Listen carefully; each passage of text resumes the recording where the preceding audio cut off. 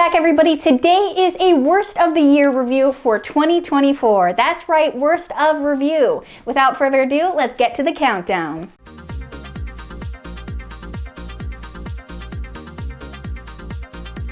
Coming in at number 10 is the mini kitchen. I noted that this appliance has the appeal of being small and it heats up food, but despite that, I found it not to work very well. It generally would heat up food too much or not very evenly.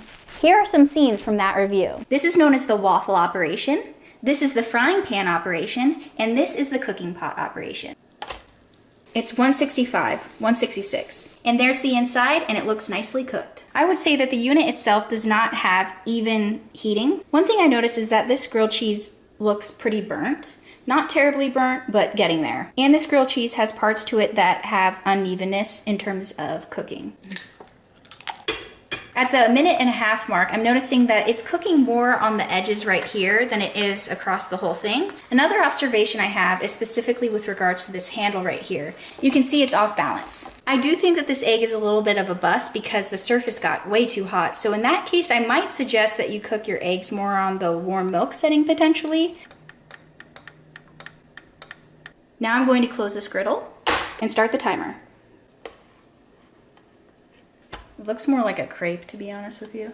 I'm noticing that this is also uneven, similar to when we just did the grilled cheese test. 6-minute mark now. I'm going to open this up. That's what it's looking like. Let's see how the other side is. That looks terrible. This device is known to cycle on and off, so it must have cycled off while it was cooking this waffle. So you can see some grill marks there on the waffle, but it still looks very underdone. I don't think personally a waffle should take over 9 minutes to cook. At 17.5 minutes, the water did just start boiling. There's very uneven heating, and this device cycles on and off, therefore making the cooking time go much longer than I really find it needs to be.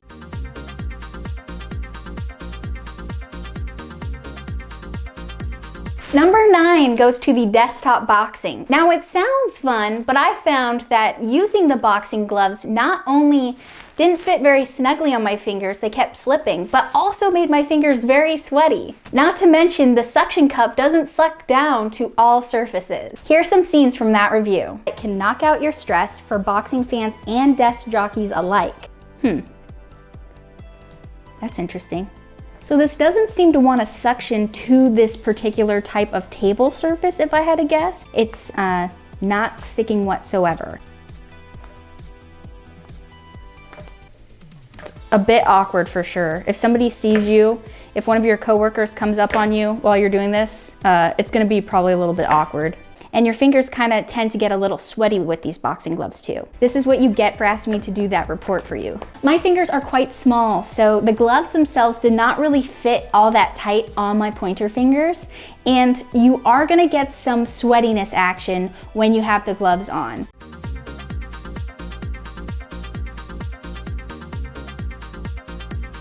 Number 8 goes to the chirping bird toy. There is really nothing fun about this toy. I thought when I bought it that it would be more interactive, but it proved upon testing it that it was not very interactive. The only thing interactive about it is that it chirps when a cat bats at it, but a cat has to bat at it for it to chirp. It doesn't do anything to entice the cat toward it. Here's some footage from that review. Now there's a plastic tab inside of this yellow bird. So what we're gonna go ahead and do is lift the yellow bird out and pull it. It says pull to activate. Okay, there we go. I showed the chirping bird to Helix and he seemed interested in the chirping, but I think Helix had hoped the bird was interactive where it could move and his visual attention could be kept. Helix.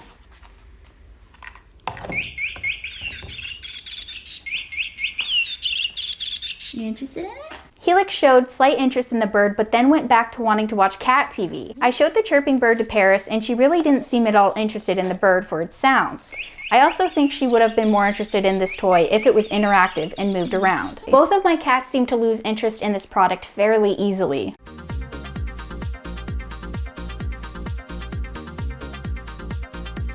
Number 7 goes to the cat scratching board. Now, I didn't really find my cats to have much interest in this scratching board despite the catnip that came with the board. Here are scenes from that review. With this cat scratcher, there isn't really much of a setup other than some catnip came with this product, and they state that by dispersing it along the cardboard slots that you're going to be able to promote a healthy scratching habit. Paris proceeded to lay on the cat scratcher, sniffing around it and licking at the catnip. Paris rolled and even rubbed up against the cat scratcher as well as slightly scratched the cat scratcher.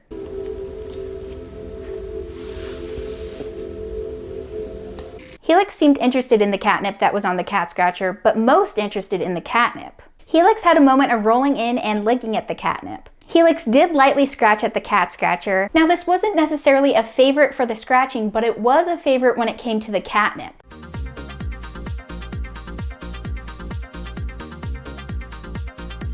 And number 6 actually unfortunately goes to the Drew Barrymore coffee maker. I'm sorry, Drew, but I have to say that this coffee maker was pretty difficult to use. Not only was the digital display that you're supposed to be able to see your choices on hard to read, but the coffee types, there was really no discernible difference between any of them. Here's some footage from that review. The Drew Barrymore 14-cup programmable coffee maker. The 3 buttons below the clock are extremely faint. I just want to say that, extremely faint. I think that this would be frustrating for somebody who's just trying to make their coffee in the morning, if I'm going to be honest with you. So when the lights are off and no lights are on, this screen definitely lights up, it illuminates. So I think there's still some work that needs to be done on this illuminated screen.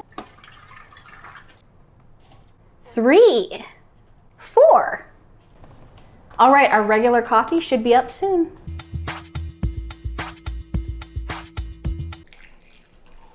It smells like coffee. It smells like black coffee. I can't really say anything different about it. Smelling coffee, that's what I'm doing. So we have each of our 3 strengths right here lined up. This is 1, 2, and 3. So again, we have strength 1 being regular, we have strength 2 being gourmet, and strength 3 being bold. Strength number 3, I'm actually thinking is coming through bolder than the other 2. The other 2 are a little slightly more watered down. I don't really think I taste any sort of difference in 1 and 2. This is a standard regular coffee machine with a bit of chaos to it. The screen itself is very hard to view when you're looking at certain types of light. The first strength and the second strength really came through as more watery, but it's pretty average coffee. It's not drop dead great coffees.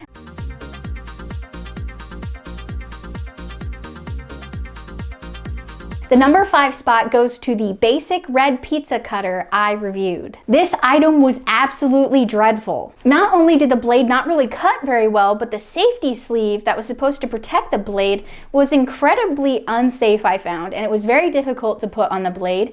And when the blade arrived, I looked at the blade and it was incredibly yucky looking out of the packaging. I know you can wash this and it should hopefully clean it up, but I just thought that was kind of gross, and it kind of made me think poorly about this blade. Here are scenes from that review. This product right here is the Urban Strive Heavy Duty Stainless Steel Pizza Cutter. I do notice that the sleeve itself is kind of a little too firm. This honestly seems very unsafe, the sleeve itself. Just putting it back in is difficult and it doesn't slide right in. And when I got this, like I said, I cleaned it off, but it's got kind of a yucky vibe to it a little bit. It just doesn't look like a good blade. It's dull. It does not feel as good as the kitty cutter. To me anyways. Off of suggestion, I'm going to try using 2 hands and see if that helps the cutting process. I'm noting that I have to apply a lot of pressure to get that cut. It doesn't feel like it's cutting as good as the last pizza cutter. It's hard to get it even too, like even balance, because there is no balance on this. Overall, this is not one of my favorite pizza cutters. It separates, but it still needs a little bit of pullage. Yeah, I'd have to say so far that pizza slicer is not my favorite.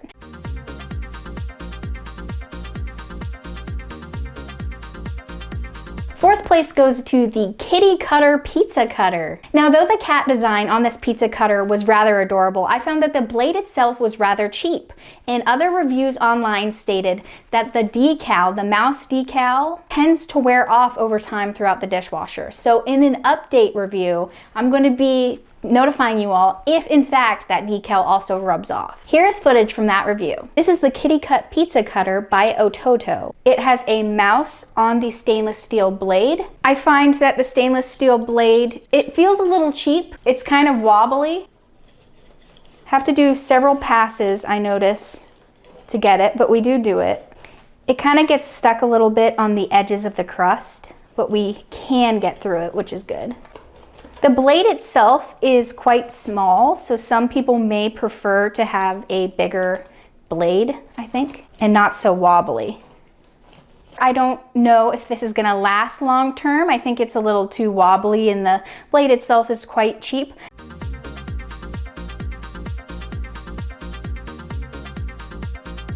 Number 3 goes to the Motorbike Pizza Cutter. This thing was absolutely weak sauce. This product was incredibly cheap feeling and it barely got the cutting job done. Here are some scenes from that review. Wow. This blade itself might also be on the flimsier side. I don't think that this is something that's going to do well and hold up in the dishwasher, even though it says it does. It's kind of weak. Wow, that's weak. That's like baby scissors. I think this definitely might be the worst of the bunch in terms of cutting. Aesthetically, it looks very cute. You could definitely put this on a display shelf or just leave it up in your kitchen. I think I like it there, but I'm not sure I will be using this long term to cut my pizzas. You have to apply a lot of pressure to cut these pizzas, and I don't think people are going to want to do that either. This gadget is something that would be okay in a pinch, but not as your main pizza cutter. It felt kind of like cutting with a toy in a way.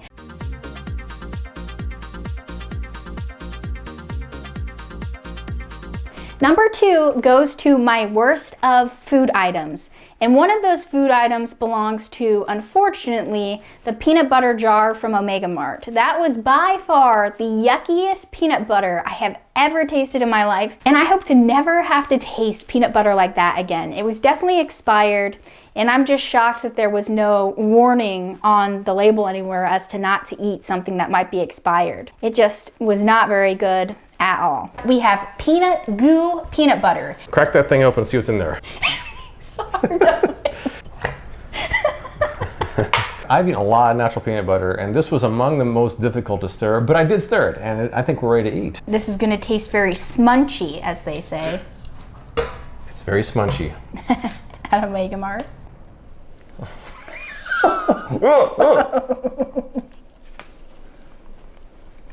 Oh man, boy.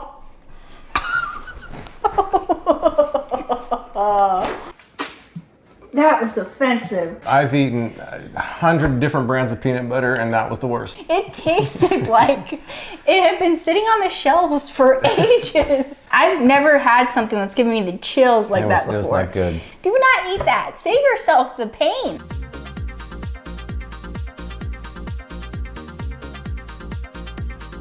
And now finally to our number 1 spot, which is, drumroll please, the Steamify Steam Cleaner. Not only did this thing absolutely suck, but it was also incredibly dangerous. And I have found that a lot of recalls exist online right now due to these specific products by different brands. Here are some scenes from that review. This is the Steamify 1200 watt steam cleaner. I took to using the steamer in the cracks of the stone in the sunroom with the straight nozzle attachment and the bent nozzle attachment. Despite the steamer being heated up at 5 minutes, I don't feel the steam that came out of this product was really hot enough to remove most of the potential dirt. I found just using the straight nozzle attachment by itself got more of the dirt up from the grout, although still I have to say the grout didn't seem much cleaner. I took the steamer to a green wrinkly shirt I have. I used the steamer close up on the wrinkles, which seemed to get wrinkles out but made that shirt wet. When I used the steamer on the shirt from a bit of a slight distance, the steamer couldn't seem to get those wrinkles out, so I would say this test as well was a bust. I found the steam was exceptionally loud coming out, and it was quite painful for my ears.